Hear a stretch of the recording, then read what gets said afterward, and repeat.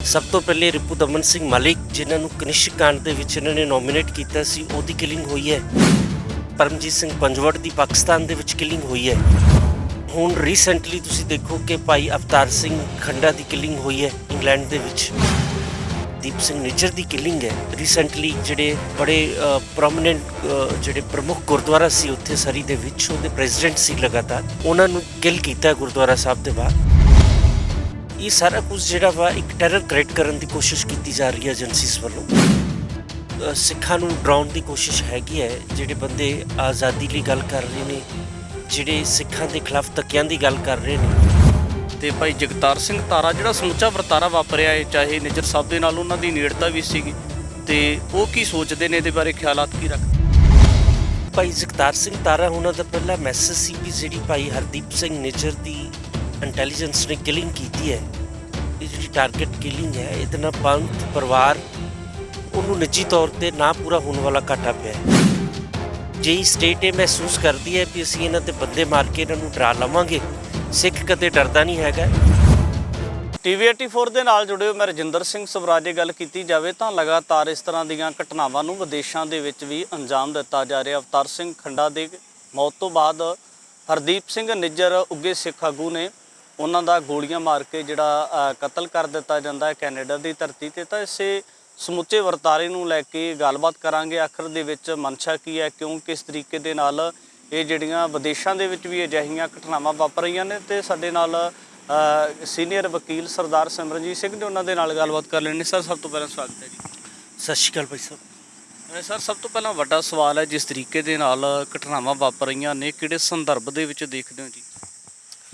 ਦੇਖੋ, ਇਹ ਜਿਹੜੀ ਜਿਵੇਂ ਮੋਸਾਦ ਏਜੰਸੀ ਹੈਗੀ ਹੈ ਇਜ਼ਰਾਈਲ ਦੀ, ਇਹ ਉਹਦੀ ਤਰਜ਼ 'ਤੇ ਜਿਹੜੀਆਂ ਇੰਡੀਅਨ ਇੰਟੈਲੀਜੈਂਸ ਏਜੰਸੀਜ਼ ਨੇ, ਇਹਨਾਂ ਨੇ ਫੌਰਨ ਦੇ ਵਿੱਚ ਸਿੱਖਾਂ ਦੀ ਜਿਹੜੀ ਟਾਰਗੇਟ ਕਿਲਿੰਗ ਸ਼ੁਰੂ ਕਰ ਦਿੱਤੀ ਹੈ। ਸਭ ਤੋਂ ਪਹਿਲੇ ਰਿਪੂ ਦਮਨ ਸਿੰਘ ਮਲਿਕ ਜਿਨ੍ਹਾਂ ਨੂੰ ਕਨਿਸ਼ਕ ਕਾਂਡ ਦੇ ਵਿੱਚ ਇਹਨਾਂ ਨੇ ਨੋਮੀਨੇਟ ਕੀਤਾ ਸੀ, ਉਹਦੀ ਕਿਲਿੰਗ ਹੋਈ ਹੈ। ਫਿਰ ਪਰਮਜੀਤ ਸਿੰਘ ਪੰਜਵੜ ਦੀ ਪਾਕਿਸਤਾਨ ਦੇ ਵਿੱਚ ਕਿਲਿੰਗ ਹੋਈ ਹੈ। ਅਤੇ ਹੁਣ ਰੀਸੈਂਟਲੀ ਤੁਸੀਂ ਦੇਖੋ ਕਿ ਭਾਈ ਅਵਤਾਰ ਸਿੰਘ ਖੰਡਾ ਦੀ ਕਿਲਿੰਗ ਹੋਈ ਹੈ ਇੰਗਲੈਂਡ ਦੇ ਵਿੱਚ, ਜਿਹਦੇ ਵਿੱਚ ਉੱਥੇ ਮੈਡੀਕਲ ਬੋਰਡ ਬਣ ਗਿਆ ਹੈ। ਉਹ ਮੈਡੀਕਲ ਬੋਰਡ ਹੁਣ ਦੱਸੇਗਾ ਵੀ ਉਹ ਕਿਵੇਂ ਹੋਇਆ, ਪੋਇਜ਼ਨ ਹੋਇਆ ਕਿ ਕਿਵੇਂ ਉਹਦੀ ਕਿਲਿੰਗ ਹੋਈ ਹੈ। ਅਤੇ ਜਿਹੜੀ ਭਾਈ ਨਿੱਜਰ ਦੀ ਕਿਲਿੰਗ ਹੈ, ਹਰਦੀਪ ਸਿੰਘ ਨਿੱਜਰ ਦੀ ਕਿਲਿੰਗ ਹੈ, ਰੀਸੈਂਟਲੀ ਜਿਹੜੇ ਬੜੇ ਪ੍ਰੋਮੀਨੈਂਟ ਜਿਹੜੇ ਪ੍ਰਮੁੱਖ ਗੁਰਦੁਆਰਾ ਸੀ ਉੱਥੇ ਸਰੀ ਦੇ ਵਿੱਚ, ਉਹਦੇ ਪ੍ਰੈਜ਼ੀਡੈਂਟ ਸੀ ਲਗਾਤਾਰ, ਉਹਨਾਂ ਨੂੰ ਕਿਲ ਕੀਤਾ ਗੁਰਦੁਆਰਾ ਸਾਹਿਬ ਦੇ ਬਾਹਰ। ਇਹ ਸਾਰਾ ਕੁਝ ਜਿਹੜਾ ਵਾ ਇੱਕ ਟੈਰਰ ਕ੍ਰੀਏਟ ਕਰਨ ਦੀ ਕੋਸ਼ਿਸ਼ ਕੀਤੀ ਜਾ ਰਹੀ ਹੈ ਏਜੰਸੀਜ਼ ਵੱਲੋਂ। ਇਹ ਸਿੱਖਾਂ ਨੂੰ ਡਰਾਉਣ ਦੀ ਕੋਸ਼ਿਸ਼ ਹੈਗੀ ਹੈ। ਜਿਹੜੇ ਬੰਦੇ ਆਜ਼ਾਦੀ ਲਈ ਗੱਲ ਕਰ ਰਹੇ ਨੇ, ਜਿਹੜੇ ਸਿੱਖਾਂ ਦੇ ਖਿਲਾਫ ਧੱਕਿਆਂ ਦੀ ਗੱਲ ਕਰ ਰਹੇ ਨੇ, ਇਹ ਇੱਕ ਉਹਨਾਂ ਨੂੰ ਮੈਸੇਜ ਹੈ ਕਿ ਜੇ ਤੁਸੀਂ ਚੁੱਪ ਨਹੀਂ ਕਰੋਗੇ, ਦੂਜੇ ਜਿਹੜੇ ਬੰਦੇ ਹੁਣ ਜੋ ਹੈਗੇ ਨੇ, ਵੀ ਜਿਹੜਾ ਬੰਦਾ ਇਵੇਂ ਦੀ ਗੱਲ ਕਰੇਗਾ ਫਿਰ ਉਹ ਇਵੇਂ ਨਿਸ਼ਾਨੇ 'ਤੇ ਆਊਗਾ। ਭਾਈ ਜਗਤਾਰ ਸਿੰਘ ਤਾਰਾ ਦੀ ਗੱਲ ਕਰੀਏ, ਉਹਨਾਂ ਚਾਹੇ ਉਹ ਬੜੈਲ ਜੇਲ੍ਹ ਦੇ ਵਿੱਚ ਨਜ਼ਰਬੰਦ ਨੇ, ਉਹਨਾਂ ਦੀ ਚਿੱਠੀ ਆਉਂਦੀ ਹੈ ਤੁਹਾਡੇ ਕੋਲੇ। ਤੇ ਭਾਈ ਜਗਤਾਰ ਸਿੰਘ ਤਾਰਾ ਜਿਹੜਾ ਸਮੁੱਚਾ ਵਰਤਾਰਾ ਵਾਪਰਿਆ ਹੈ, ਚਾਹੇ ਨਿੱਜਰ ਸਾਹਿਬ ਦੇ ਨਾਲ ਉਹਨਾਂ ਦੀ ਨੇੜਤਾ ਵੀ ਸੀਗੀ, ਤੇ ਉਹ ਕੀ ਸੋਚਦੇ ਨੇ ਇਹਦੇ ਬਾਰੇ, ਖਿਆਲਾਤ ਕੀ ਰੱਖਦੇ? ਦੇਖੋ, ਭਾਈ ਜਗਤਾਰ ਸਿੰਘ ਤਾਰਾ ਉਹਨਾਂ ਦਾ ਪਹਿਲਾ ਮੈਸੇਜ ਸੀ ਵੀ ਜਿਹੜੀ ਭਾਈ ਹਰਦੀਪ ਸਿੰਘ ਨਿੱਜਰ ਦੀ ਇੰਟੈਲੀਜੈਂਸ ਨੇ ਕਿਲਿੰਗ ਕੀਤੀ ਹੈ, ਇਹ ਜਿਹੜੀ ਟਾਰਗੇਟ ਕਿਲਿੰਗ ਹੈ, ਇਹਦੇ ਨਾਲ ਪੰਥ ਪਰਿਵਾਰ ਉਹਨੂੰ ਨਿੱਜੀ ਤੌਰ 'ਤੇ ਨਾ ਪੂਰਾ ਹੋਣ ਵਾਲਾ ਘਾਟਾ ਪਿਆ ਹੈ। ਭਾਈ ਤਾਰਾ ਦਾ ਬਹੁਤ ਕਲੀਅਰ ਵਿਊ ਹੈਗਾ ਹੈ ਕਿ ਇੰਡੀਅਨ ਸਟੇਟ ਮੀਰ ਮੰਨੂ ਦੀ ਤਰਜ਼ 'ਤੇ ਤੁਰ ਪਈ ਹੈ। ਜਿਵੇਂ ਮੀਰ ਮੰਨੂ ਸਿੱਖਾਂ 'ਤੇ ਕਤਲ ਕਰਦਾ ਸੀ, ਉਹਨਾਂ ਦੇ ਸਿਰਾਂ ਦੇ ਇਨਾਮ ਰੱਖਦਾ ਸੀ, ਪਰ ਸਟੇਟ ਨੂੰ ਉਹਨਾਂ ਨੇ ਮੈਸੇਜ ਦਿੱਤਾ ਹੈ। ਉਦੋਂ ਵੀ ਸਿੱਖ ਕਹਿੰਦੇ ਸੀ ਕਿ ਮੰਨੂ ਸਾਡੀ ਦਾਤਰੀ, ਅਸੀਂ ਮੰਨੂ ਦੇ ਸੋਏ, ਜਿਉਂ ਮੰਨੂ ਵੱਢਦਾ ਅਸੀਂ ਦੂਣ ਸਵਾਏ ਹੋਏ। ਜੇ ਸਟੇਟ ਇਹ ਮਹਿਸੂਸ ਕਰਦੀ ਹੈ ਵੀ ਅਸੀਂ ਇਹਨਾਂ 'ਤੇ ਬੰਦੇ ਮਾਰ ਕੇ ਇਹਨਾਂ ਨੂੰ ਡਰਾ ਲਵਾਂਗੇ, ਸਿੱਖ ਕਦੇ ਡਰਦਾ ਨਹੀਂ ਹੈਗਾ। ਸਿੱਖ ਜ਼ਬਰ ਅਤੇ ਜ਼ੁਲਮ ਵਿੱਚੋਂ ਦੂਣ ਸਵਾਇਆ ਹੋ ਕੇ ਨਿਕਲਦਾ ਹੈ। ਇਹ ਸਿੱਖ ਸੰਘਰਸ਼ ਨੂੰ, ਇਹ ਜਿਹੜੀਆਂ ਸ਼ਹਾਦਤਾਂ ਨੇ, ਹੋਰ ਮਜ਼ਬੂਤ ਕਰਨਗੀਆਂ। ਵਕੀਲ ਸਾਹਿਬ, ਦੇ ਵਿੱਚ ਇੱਕ ਚਿੰਤਾ ਵਾਲਾ ਸਵਾਲ ਹੈ, ਜਿਸ ਤਰੀਕੇ ਦੇ ਨਾਲ ਪਾਕਿਸਤਾਨ ਦੇ ਵਿੱਚ ਪੰਜਵੜ ਸਾਹਿਬ ਦਾ ਕਤਲ ਹੁੰਦਾ, ਉਸ ਤੋਂ ਬਾਅਦ UK ਦੇ ਵਿੱਚ ਹੋ ਜਾਂਦਾ ਹੈ ਜਿਹੜਾ ਖੰਡੇ ਦੀ ਕਤਲ ਦੀ ਗੱਲ ਕੀਤੀ ਜਾਂਦੀ ਹੈ, ਤੇ ਫਿਰ ਜਿਹੜੀ ਤਕਰੀਬਨ ਚੌਥੀ ਪੰਜਵੀਂ ਘਟਨਾ ਇਹ ਹੋ ਜਾਂਦੀ ਹੈ। ਕੀ ਲੱਗਦਾ ਕਿ ਫਿਰ ਜਿਹੜੇ ਦੇਸ਼ਾਂ ਨੂੰ ਕਿਹਾ ਜਾਂਦਾ ਹੈ ਕਿ ਇੱਥੇ ਫਰੀडम ਹੈ, ਆਜ਼ਾਦੀ ਦੀ ਗੱਲ ਕਰ ਸਕਦੇ ਉਹਨਾਂ ਤੜਕ ਹੋ ਕੇ, ਫਿਰ ਜਿਹੜੀਆਂ ਭਾਰਤ ਦੀਆਂ ਏਜੰਸੀਆਂ ਅਪਰੋਚ ਕਰਦੀਆਂ ਉੱਥੇ ਨਜ਼ਰ ਆਉਂਦੀਆਂ ਨੇ ਕਿ ਇਸ ਤਰੀਕੇ ਦੀ ਟਾਰਗੇਟ ਕਿਲਿੰਗ ਕੀਤੀ ਜਾ ਰਹੀ। ਦੇਖੋ, ਇੰਡੀਅਨ ਏਜੰਸੀਜ਼ ਦਾ ਰੋਲ ਤਾਂ ਹਮੇਸ਼ਾ ਹੀ ਜਿਹੜਾ ਬੜਾ ਸਸਪੀਸ਼ੀਅਸ ਰਿਹਾ। ਜਿਵੇਂ ਕਨਿਸ਼ਕ ਕਾਂਡ ਦੇ ਵਿੱਚ ਉਦੋਂ ਇਹਨਾਂ ਦੇ ਹੀ ਇੰਟੈਲੀਜੈਂਸ ਦੇ ਡਾਇਰੈਕਟਰ, ਜੁਆਇੰਟ ਡਾਇਰੈਕਟਰ ਰਿਟਾਇਰਡ ਹੋਏ ਗਏ ਨੇ IB ਧਰ। ਉਹਨਾਂ ਨੇ ਲਿਖਿਆ ਹੈ ਕਿ ਕਿਵੇਂ ਐਟ ਦਾ 12th ਆਵਰ ਜਿਹੜੇ ਇੰਡੀਅਨ ਉੱਥੇ ਐਮਬੈਸੀਜ਼ ਦੇ ਵਿੱਚ ਅਫਸਰ ਸੀ, ਉਹਨਾਂ ਨੇ ਟਿਕਟਾਂ ਕਿਵੇਂ ਰੱਦ ਕੀਤੀਆਂ ਨੇ, ਕਿਵੇਂ ਝੂਠੇ US ਤੇ ਕੈਨੇਡਾ ਦੇ ਵਿੱਚ ਗਵਾਹ ਖੜੇ ਕੀਤੇ ਗਏ ਨੇ ਕਨਿਸ਼ਕ ਕਾਂਡ ਸਿੱਖਾਂ ਨੂੰ ਬਦਨਾਮ ਕਰਨ ਲਈ। ਅਸੀਂ ਇਹ ਮਹਿਸੂਸ ਕਰਦੇ ਹਾਂ ਕਿ ਹੁਣ ਸਿੱਖ ਜਿਹੜੇ ਹੈਗੇ ਨੇ ਉਹ ਸਟੇਟਲੈਸ ਲੋਕ ਨੇ, ਕਿਉਂਕਿ ਸਟੇਟਲੈਸ ਹੋਣ ਕਰਕੇ ਆਪਣੇ ਕਿਤੇ ਵੀ ਦੇਸ਼ ਨਾ ਹੋਣ ਕਰਕੇ ਨਾ ਤਾਂ ਸਾਨੂੰ UN ਰੈਕੋਗਨਾਈਜ਼ ਕਰਦੀ ਹੈ ਅਤੇ ਨਾ ਹੀ ਦੂਜੇ ਦੇਸ਼ ਜਿਹੜੇ ਹੈ ਸਾਡੇ ਹੱਕ 'ਚ ਕੋਈ ਖੜਨ ਦੀ ਜ਼ਰੂਰਤ ਕਰ ਰਿਹਾ ਹੈ। ਅਤੇ ਅਮਰੀਕਾ ਦਾ ਇੱਕ ਲਾਅ ਹੈਗਾ ਹੈ ਕਿ ਜੇ ਕੋਈ ਫੋਰਨ ਤਾਕਤ ਅਮਰੀਕਨ ਸਿਟੀਜ਼ਨ 'ਤੇ ਹਮਲਾ ਕਰਦੀ ਹੈ ਅਤੇ ਅਮਰੀਕਨਸ ਮੰਨਦੇ ਨੇ ਕਿ ਉਹ ਅਮਰੀਕਾ ਦੇ ਉੱਪਰ ਹਮਲਾ ਹੈਗਾ ਹੈ। ਸੋ ਅਸੀਂ ਕੈਨੇਡੀਅਨ ਗੌਰਮੈਂਟ ਨੂੰ ਵੀ ਕਹਿਣਾ ਚਾਹੁੰਦੇ ਹਾਂ ਕਿ ਭਾਈ ਨਿੱਜਰ ਤੁਹਾਡਾ ਸਿਟੀਜ਼ਨ ਸੀ, ਇਹ ਜਿਹੜੀ ਉਹਦੀ ਟਾਰਗੇਟ ਕਿਲਿੰਗ ਕੀਤੀ ਗਈ ਹੈ, ਇਹ ਜਿਹੜਾ ਕੈਨੇਡੀਅਨ ਗੌਰਮੈਂਟ 'ਤੇ ਹਮਲਾ ਸਮਝਿਆ ਜਾਣਾ ਚਾਹੀਦਾ ਔਰ ਉਹਦੀ ਡੀਪ ਇਨਵੈਸਟੀਗੇਸ਼ਨ ਹੋ ਕੇ ਜਿਹੜੇ ਅਕਿਊਜ਼ਡ ਨੇ ਉਹਨਾਂ ਨੂੰ ਐਕਸਪੋਜ਼ ਕਰਨਾ ਚਾਹੀਦਾ, ਉਹਨਾਂ ਦੇ ਖਿਲਾਫ ਕਾਰਵਾਈ ਹੋਣੀ ਚਾਹੀਦੀ ਹੈ। ਜਦੋਂ ਨਿੱਜਰ ਸਾਹਿਬ ਦੀ ਸ਼ਖਸੀਅਤ ਦੇ ਵੱਲੇ ਦੇਖਦੇ ਹਾਂ ਤਾਂ ਕਿਤੇ ਨਾ ਕਿਤੇ ਭਾਰਤੀ ਮੀਡੀਆ ਦੇ ਵੱਲੋਂ ਅੱਤਵਾਦੀ ਬਣਾ ਕੇ ਜਾਂ ਇਸ ਤਰੀਕੇ ਦੇ ਨਾਲ ਖੱਬੇ ਪੱਖੀ ਸੰਦਰਭ ਦੇ ਵਿੱਚ ਪੇਸ਼ ਕੀਤਾ ਜਾਂਦਾ ਹੈ। ਪਰ ਕੋਵਿਡ ਕਾਲ ਚੱਲਦਾ ਸੀ, ਉਸ ਸਮੇਂ ਦੇ ਦਰਮਿਆਨ ਜਿਹੜਾ ਸੀ ਲੰਗਰ ਲਗਾਇਆ ਗਿਆ, ਵਿਦਿਆਰਥੀਆਂ ਦੇ ਵਾਸਤੇ ਵੱਡਾ ਸਮਰਥਨ ਕੀਤਾ ਗਿਆ। ਅਤੇ ਭਾਈ ਤਾਰਾ ਜੀ ਅਤੇ ਤੁਹਾਡਾ ਐਨਾਲਿਸਿਸ ਕੀ ਹੈ ਕਿ ਕਿਸ ਤਰ੍ਹਾਂ ਦੀ ਸ਼ਖਸੀਅਤ ਸੀ ਨਿੱਜਰ ਸਾਹਿਬ? ਦੇਖੋ, ਜਿਹੜੀ ਇਹ ਭਾਈ ਤਾਰਾ ਜੀ ਦੇ ਬਹੁਤ ਨਿੱਜੀ ਦੋਸਤ ਸੀ ਭਾਈ ਹਰਦੀਪ ਨਿੱਜਰ। 91 'ਚ ਜਦੋਂ ਇੱਥੇ ਪੁਲਿਸ ਧੜਾਧੜ ਸਿੱਖ ਮੁੰਡਿਆਂ ਦਾ ਇਹ ਝੂਠੀ ਇਨਕਾਊਂਟਰ ਕਰ ਰਹੀ ਸੀ ਅਤੇ ਮੈਨੂੰ ਭਾਈ ਤਾਰਾ ਜੀ ਨੇ ਦੱਸਿਆ ਹੈ ਕਿ ਭਾਈ ਹਰਦੀਪ ਸਿੰਘ ਨਿੱਜਰ ਉਦੋਂ ਰਸ਼ੀਆ ਰਾਹੀਂ ਜਿਹੜੇ ਡਾਕਟਰਸ ਲੈ ਕੇ ਜਾਂਦੇ ਨੇ ਏਜੰਟ, ਉੱਥੋਂ ਜਰਮਨ ਗਏ ਨੇ। ਉਹ ਜਿਹੜੀ ਜਰਨੀ ਸੀ ਇਹਨਾਂ ਦੀ ਬਹੁਤ ਪੇਨਫੁਲ ਜਰਨੀ ਸੀ। ਉਦੋਂ ਜਿਹੜੇ ਸੀ ਕਈ ਬੰਦੇ ਔਨ ਦਾ ਵੇ ਜਿਵੇਂ ਟਰੈਵਲ ਏਜੰਟਾਂ ਨੇ ਮਾਰ ਦਿੱਤੇ। ਫਿਰ ਇਹ ਜਰਮਨ ਤੋਂ ਵਾਇਆ ਇੰਗਲੈਂਡ ਗਏ ਨੇ, ਇੰਗਲੈਂਡ ਤੋਂ ਫਿਰ ਇਹ ਕੈਨੇਡਾ ਜਾ ਕੇ ਵਸੇ ਨੇ। ਕੈਨੇਡਾ ਦੀ ਧਰਤੀ 'ਤੇ ਇਹਨਾਂ ਨੇ ਕਿਰਤ ਕਰਕੇ ਬਹੁਤ ਨਾਮ ਕਮਾਇਆ ਅਤੇ ਉੱਥੇ ਜਿਹੜੇ ਹੈ ਸਿੱਖ ਸੰਘਰਸ਼ ਦੇ ਨਾਲ ਜੁੜੇ ਰਹੇ ਨੇ, ਸਿੱਖਾਂ ਦੇ ਧੱਕੇਸ਼ਾਹੀ ਦੇ ਖਿਲਾਫ ਬੋਲਦੇ ਰਹੇ ਨੇ।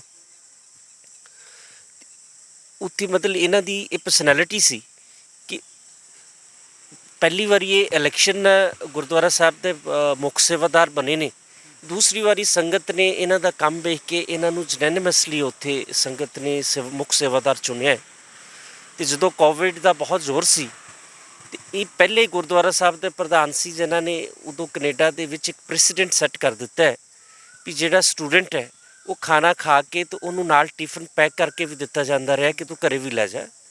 ਤਾਂ ਬਹੁਤ ਵੈਲਫੇਅਰ ਦੇ ਕੰਮ ਕੀਤੇ ਹੈ। ਉਹ ਬੜਾ ਪ੍ਰੋਮੀਨੈਂਟ ਸੀ, ਲੋਕਾਂ 'ਚ ਹਰਮਨ ਪਿਆਰਾ ਸੀ। ਤਾਂ ਹੀ ਤੁਸੀਂ ਦੇਖਿਆ ਕਿ ਉੱਥੇ ਹਜ਼ਾਰਾਂ ਦੀ ਗਿਣਤੀ ਦੇ ਵਿੱਚ ਜਿਹੜੇ ਲੋਕ ਇਕੱਠੇ ਹੋ ਗਏ ਨੇ ਜਦੋਂ ਲੋਕਾਂ ਨੇ ਖਬਰ ਸੁਣੀ ਹੈ ਵੀ ਇਹਨਾਂ ਨੂੰ ਭਾਈ ਹਰਦੀਪ ਸਿੰਘ ਨਿੱਜਰ ਹੁਣਾਂ ਦੀ ਟਾਰਗੇਟ ਕਿਲਿੰਗ ਹੋ ਗਈ ਹੈ। ਅਤੇ ਭਾਈ ਤਾਰਾ ਹੁਣਾਂ ਦਾ ਇਹ ਸੀ ਕਿ 2015 'ਚ ਜਦੋਂ ਭਾਈ ਜਗਤਾਰ ਸਿੰਘ ਤਾਰਾ ਇੰਡੀਅਨ ਏਜੰਸੀਜ਼ ਨੇ ਇੱਕ ਜੁਆਇੰਟ ਆਪਰੇਸ਼ਨ ਹੋਇਆ ਸੀ ਇੰਟਰਪੋਲ ਦਾ, IB ਦਾ, ਉਹਦੇ ਵਿੱਚ ਇਹਨਾਂ ਦੀ ਥਾਈਲੈਂਡ ਦੇ ਵਿੱਚ ਕਿਸੇ ਨੇ ਮੁਖਬਰੀ ਕਰ ਦਿੱਤੀ ਸੀ, ਉਹ ਘੇਰਾਬੰਦੀ ਹੋ ਗਈ ਸੀ।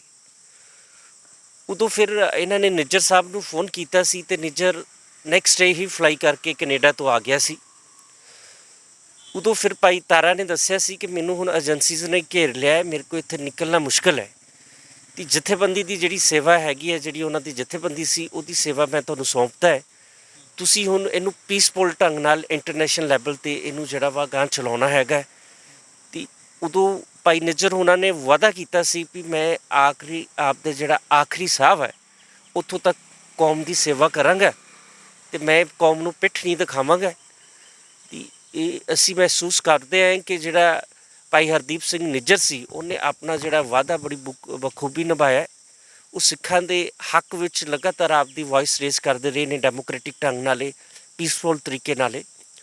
ਹੁਣ ਤੁਸੀਂ ਵੇਖੋ ਕੈਨੇਡਾ ਦੇ ਵੱਖ-ਵੱਖ ਜਗ੍ਹਾ 'ਤੇ ਉਹਨਾਂ ਨੇ ਬਹੁਤ ਕੌਮ ਲਈ ਪ੍ਰਚਾਰ ਕੀਤਾ ਹੈਗਾ, ਧੱਕੇਸ਼ਾਹੀ ਦੇ ਖਿਲਾਫ ਕੌਮ ਦੀ ਆਜ਼ਾਦੀ ਦੀ ਗੱਲ ਕੀਤੀ ਹੈ ਉਹਨਾਂ ਨੇ।